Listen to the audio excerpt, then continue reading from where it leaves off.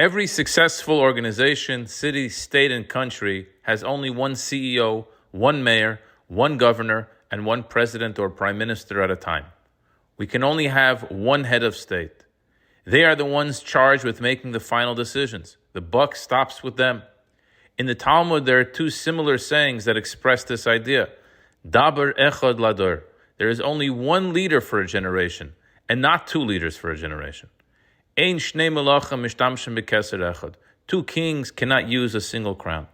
As a matter of fact, sadly, we find that many businesses with two partners often experience conflict. But this idea is turned on its head when it comes to Jewish leadership in Egypt, for we find that we had two leaders, Moshe and Aaron. When appointing Aaron, God says to Moshe, he will be for you a mouth and you will be his leader. But if Aaron was merely a translator or a speechwriter, they could have simply hired help. Indeed, God explicitly tells Moshe that when going to Pharaoh as his agent, I will be with your mouth and with his mouth, and I will show you what you will do.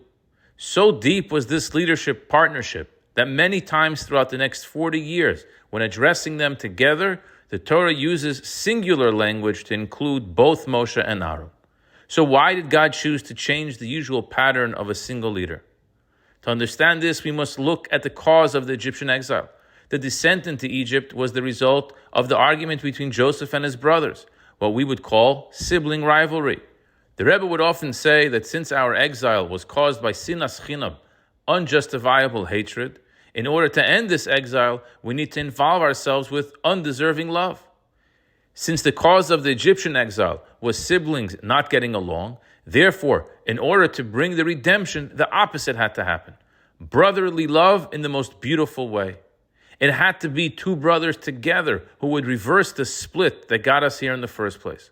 Even more so, the older brother, Aaron, had to willingly accept the authority of the younger brother, Moshe. But how did they lead so effectively together? What was their secret? The answer to this is the deep connection between the two. When two people know each other so well and respect each other so much, they each can safely predict the will and desires of the other partner. Chassidim would say, a true chassid is not one who needs to ask the Rebbe for guidance before every single decision. A true chassid is one who knows on his own, due to his deep bond and years of study, what the Rebbe would tell him to do without having to ask. Aaron had such a connection to Moshe. He knew intuitively what Moshe wanted. Every parent wants to prepare their child for the journeys of life.